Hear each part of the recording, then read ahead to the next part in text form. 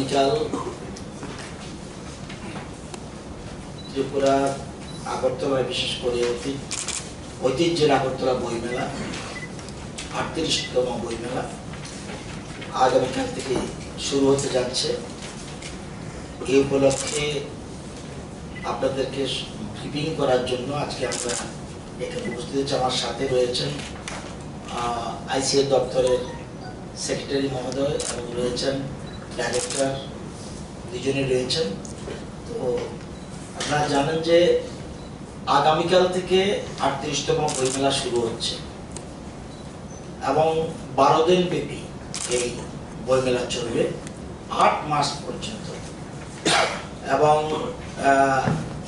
প্রথম থেকে 37তম যে বইমেলা হয়েছে, কখনো কোনো এই বইমেলা রবীন্দ্র শতবার্ষিকী ভবন প্রাঙ্গণে, কখনো শিশু উদ্যানে, কখনো উমাকান্ত একাডেমি প্রাঙ্গণ হয়ে আবার পুনরায় শিশু উদ্যানে অনুষ্ঠিত হয়েছে।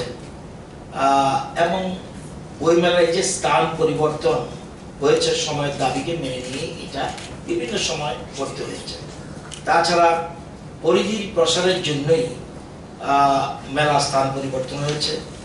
ক্ষুদ্র পরিষদ থেকে আরো বৃহৎ পরিসরে বইমেলার উত্তরণ ঘটেছে এবং 38তম বইমেলা এবার হতে যাচ্ছে হাপানিয়া আন্তর্জাতিক মেলা প্রাঙ্গণে।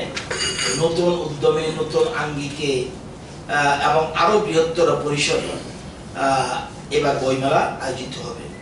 এবং আন্তর্জাতিক মেলা প্রাঙ্গণে বইমেলা আয়োজনের অনেক সুবিধা অনেক রয়েছে, যেমন উপযোগী স্থায়ী স্টল, যেটা আমরা চিলড্রেন পার্ক বা উমাকান্ত বা রবীন্দ্র শতবার্ষিকীর সাথে করলে যেমন আমরা অস্থায়ী করতে হয়, এখানে স্থায়ী স্টল রয়েছে।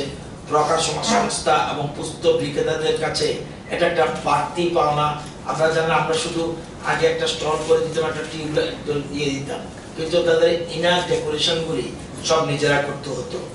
এবং মেলা প্রাঙ্গণে এবার আলাদা একটা সুদৃশ্য মুক্ত মঞ্চ, ওপেন থিয়েটার, এটা ব্যবস্থা করা হয়েছে। এই হাপানিয়া আন্তর্জাতিক মেলা প্রাঙ্গণটি জাতীয় সড়কের পাশেই রয়েছে।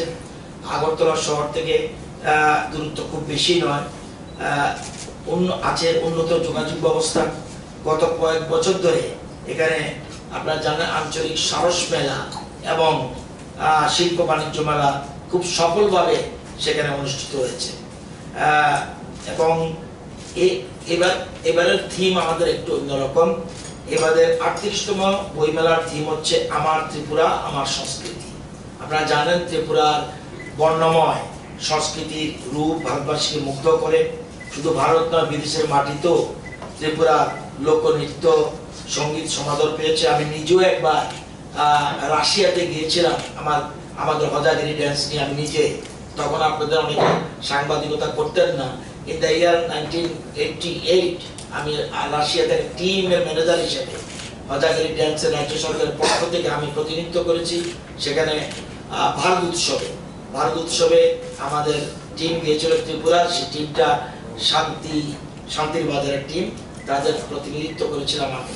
তো আমাদের সেখানে সমাদর পেয়েছে। আমাদের শিল্প সংস্কৃতির যে ঐতিহ্য এবং ধারা আজও বিদ্যমান। আপনারা জানেন, একটু করে দেখবেন শচীন দেববর্মনের একটা বই আমি রিলিজ করতে যাচ্ছি।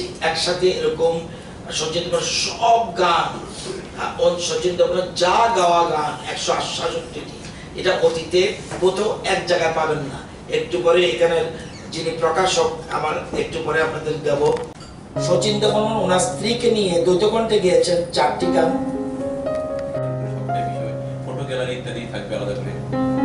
আমাদের যদি কোনো ত্রুটি বিচ্যুতি হয়